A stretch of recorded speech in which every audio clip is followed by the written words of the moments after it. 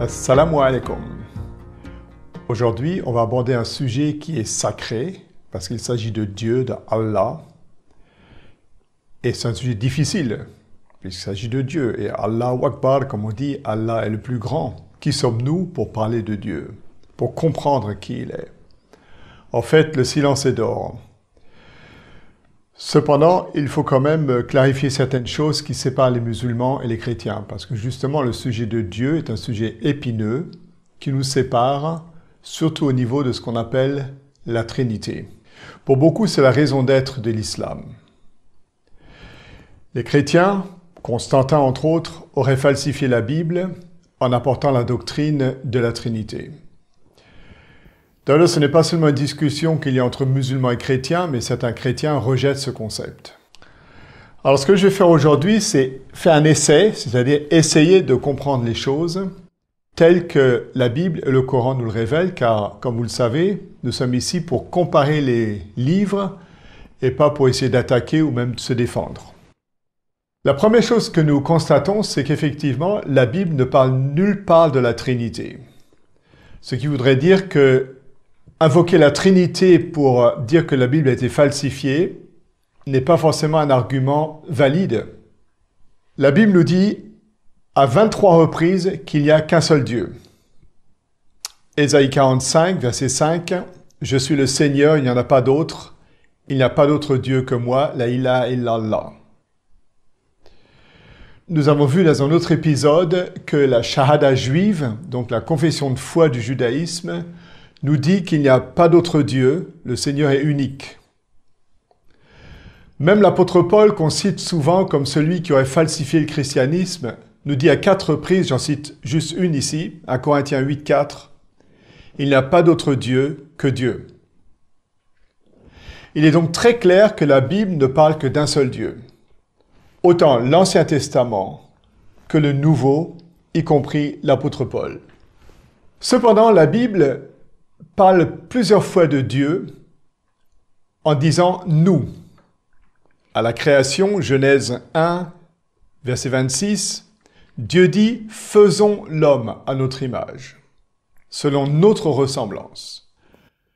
Dans l'histoire de la tour de Babel, Genèse 11, verset 7, il est dit que Dieu descend et le texte dit « allons, descendons et là confondons leur langage ».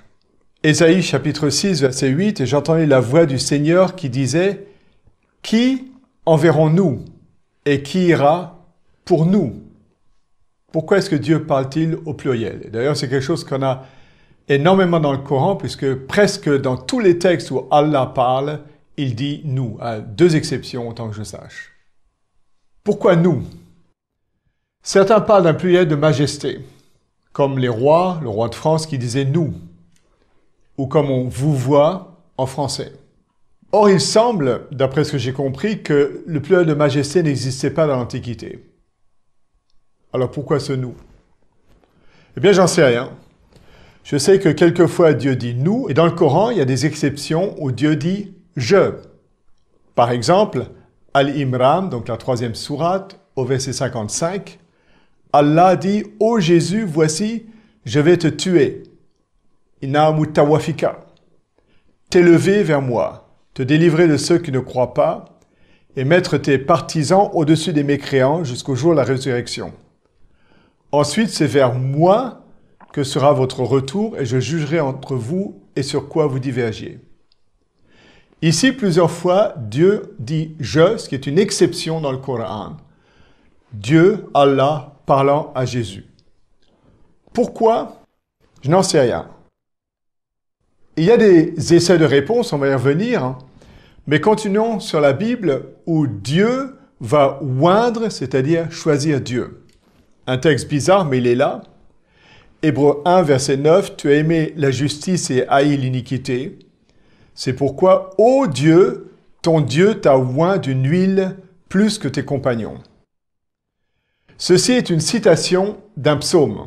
Donc, Paul, l'auteur de l'Épître aux Hébreux, cite mot à mot un psaume Zabour, le psaume 45, verset 8, nous trouvons exactement la même phrase. Dans un autre psaume, d'ailleurs, l'Éternel parle à l'Éternel. Psaume 110, verset 1, Le Seigneur a dit à mon Seigneur, assieds-toi à ma droite. Le Seigneur a dit à mon Seigneur. Dans Ésaïe 48, verset 16, c'est le Seigneur Dieu et son esprit qui envoient le Seigneur Dieu. C'est vraiment bizarre, mais c'est comme ça, c'est ce que le texte dit. Et ça, c'est dans l'Ancien Testament, donc de la Bible hébraïque, et on sait très bien que les Juifs n'acceptent en aucun cas l'idée de la Trinité. Et pourtant, le texte dit très clairement, et maintenant, le Seigneur Dieu et son esprit m'ont envoyé. Et là, c'est Dieu qui parle en disant, dès le début, je n'ai pas parlé en secret, depuis que cela est arrivé, je suis là. Donc, il s'agit bien de Dieu. Et c'est vrai que les musulmans poussent un cri en disant « c'est pas possible ». Or, je me suis rendu compte que dans le Coran, eh bien, il y a un phénomène similaire, en tout cas dans un seul texte, peut-être dans plus, je ne sais pas. Mais dans la sourate numéro 17, Al-Isra, il est dit au verset 1, « À tous, à ceci comme à cela, nous accordons le don de ton Seigneur. Et le don de ton Seigneur n'est nullement limité. » La question est de savoir qui parle, et la réponse est simple. Nous, c'est Allah. Allah accorde à ton Seigneur. Qui est ton Seigneur? Qui est Rab dans le Coran? En principe, Rab, c'est Dieu lui-même. Alors pourquoi est-ce que Dieu accorde à son Seigneur quelque chose? Ce sont des questions auxquelles je n'ai pas beaucoup de réponses, mais on va continuer notre recherche. Et tout d'abord, je vous invite à réfléchir sur ce que le concept de la Trinité dans le christianisme n'est pas. Les musulmans rejettent la Trinité pour les raisons suivantes. D'abord, le Coran dit « Dieu n'engendre pas », c'est-à-dire qu'il n'a pas de désir physique. Al-Ikhlas, la sourate 112, dit au verset 3 « Lam yalid wa lam yulad », très connu, il n'engendre pas et n'a pas été engendré. Donc Dieu n'a pas de désir physique. Et là, je pense que nous, chrétiens, musulmans et juifs, nous sommes d'accord. Deuxièmement, le Coran dit que Dieu n'a pas d'épouse ni d'enfant. Je cite Al-An'am, la sourate numéro 6, verset 101, « Le Créateur des cieux et de la terre, comment pourrait-il avoir un enfant alors qu'il n'a pas d'épouse? Il a créé toutes choses et il est conscient de toutes choses. » Dieu n'a pas de désir physique, Dieu n'a pas d'épouse, et donc Dieu n'a pas d'enfant. Et là, je pense que nous sommes tous d'accord. Je sais que certains vont poser la question, mais qu'en est-il du concept de Jésus, fils de Dieu? Dieu n'a pas de fils. Les chrétiens disent que le fils de Dieu n'a rien à voir avec un Dieu qui a des désirs physiques, une épouse et un enfant. Et nous allons voir plus tard que fils de Dieu veut dire tout autre chose. Et c'est là aussi qu'il faut donc clarifier plusieurs quiproquos qui, à mon avis, sont l'origine des malentendus entre musulmans et chrétiens. Le premier, c'est que la Bible dit quelque chose de différent de ce que certains chrétiens ont enseigné pendant des siècles et ce que certains chrétiens croient encore aujourd'hui. Il s'agit de la théologie de Marie, Mère de Dieu.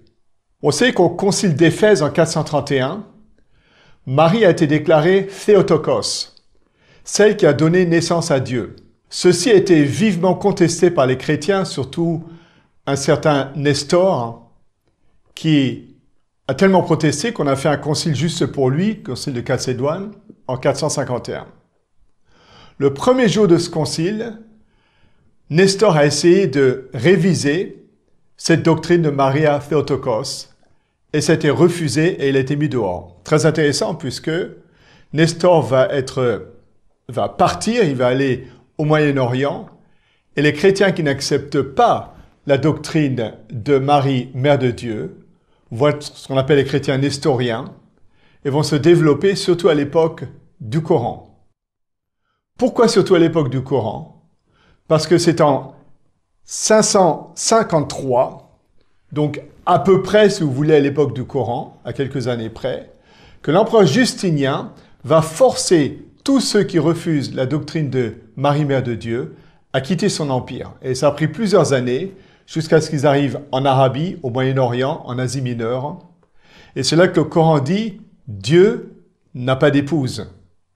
Dieu n'a pas de fils, Dieu n'a pas d'enfant. et surtout n'a pas de besoin physique. Donc, on pourrait dire que le Coran est une réponse à ces trois conciles, Éphèse, Chalcédoine et Constantinople.